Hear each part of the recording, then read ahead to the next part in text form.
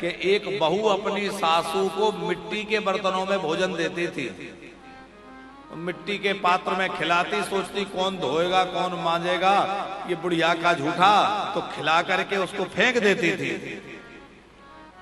छोटा बच्चा उसका देखता था तो वो वहां से वो जो फेंकती थी वो कटोरा वो बर्तन उठा के ले आता, एक कमरे में रख देता। सफाई करते करते एक दिन वो बहू गई, उसने देखा कि अरे मैंने जो बर्तन फेंके थे मिट्टी के सब कोने में ढेर लगा है। बच्चे को बुलाया, ये किसने किया? बच्चा बोला मैं लाया हूं। क्यों?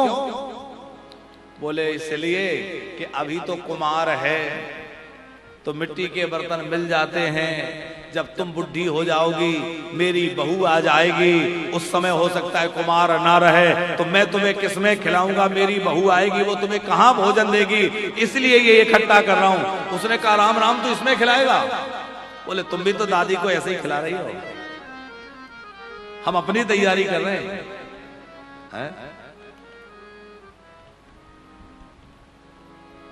एक व्यक्ति अपने पिता को वृद्धाश्रम छोड़ने गया, और जब वृद्धाश्रम छोड़ने के लिए व्यक्ति गया तो एक शॉल उसने नई खरीदी और अपने पिता को दी और कहा कि ये शॉल रख लो, काम आएगी। पिता भावुक थे, पुत्र छोड़ के जा रहा है।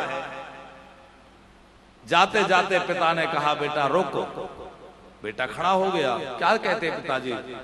तो वो नई शॉल जो थी पिताजी ने बीच में से आधी फाड़ करके बेटे को दे दी। बेटे ने कहा कि ये मुझे क्यों दे रहे हो, और नई के नई साल फाड़ क्यों दी?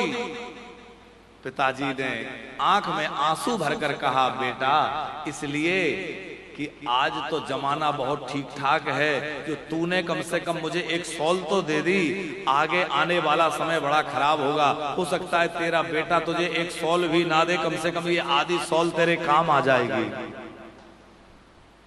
बेटा बोला कि मेरे पास किस बात की कमी है, मेरे पास धन दौलत कपड़ों की कोई कमी नहीं है। रोता हुआ पिता बोला बेटा कमी तो मेरे पास भी किसी चीज की नहीं थी, था तो मेरे पास भी सब कुछ, पर आज मेरे हिस्से में कुछ आया तो ये एक शॉल आई है। था तो मेरे पास भी बहुत, पर आज बुढ़ापे में मेरे हिस्से में एक शॉल आई है, हो सकता है बेटा तेरे हिस्से में ये भी ना आए। बेटे की आंखें खुल गई कि वास्तव में मैं क्या करने जा रहा हूं। हम प्रार्थना करें उन बच्चों से कि भैया जिन माँ बाप ने आपको अपना जीवन झोंक करके, अपना यौवन लगा करके आपको पाला पोसा बड़ा करके योग्य बनाया, कम से कम उनका तिरस्कार तो मत करो।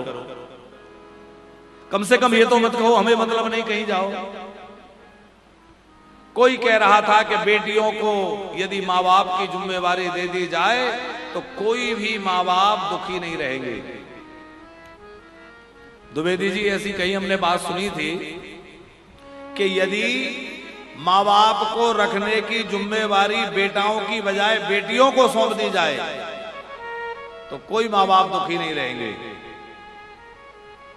लेकिन हम विनम्रता पूर्वक एक बात इसमें जोड़ना चाहते हैं कि भैया वही बेटी कदाचित अपने सास ससुर को अपना माँ बाप मान ले तब भी कोई माँ बाप दुखी नहीं रहेंगे। वो ये क्यों सोचती है कि मैं अपने माँ बाप की सेवा की जिम्मेवारी मुझे मिल जाए? अरे तुम अपने ससुराल में अपने सास ससुर की सेवा करो तो तुम्हारी भाभी वहां तुम्हारे सास ससुर की सेवा करे, तुम्हारे माँ बाप की सेवा करेगी, अपने सास ससुर की सेवा करेगी। भैया ये क्रम बनाया है, इसको चलने दिया जाए। पति तो चाहिए पर पति के माँ बाप नहीं चाहिए, पति तो चाहिए पति का परिवार नहीं चाहिए, पति का संपत्ति तो चाहिए पर पति का परिवार नहीं चाहिए। ये बात ठीक नहीं है। सारा दोष बेटियों का नहीं है, कुछ बड़ों को भी सामंजस्य बिठाने की आवश्यकता है। लेकिन जहां तक देखा गया है बड़े तो बहुत झुककर चलते हैं, गलतियां हम बच्चों से होती हैं, गलतियां छोटों से होती हैं, पर हम छोटे हैं। देखो एक बात विचार करना द्विवेदी जी, जब हम छोटे थे तो कितनी गलतियां करी होंगी,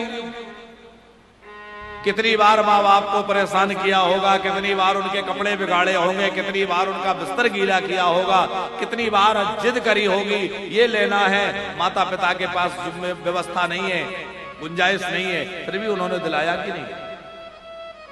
हमारी लाखों लाख गलतियां माँ बाप ने हमारे बचपन में हमारी गलतियां माफ की, तो क्या हम अपने बूढ़े माँ बाप की गलतियां माफ नहीं कर सकते? कदाचित वो कोई गलती कर भी रहे हैं। कहते हैं कि बुढ़ापा और बचपन एक जैसा होता है।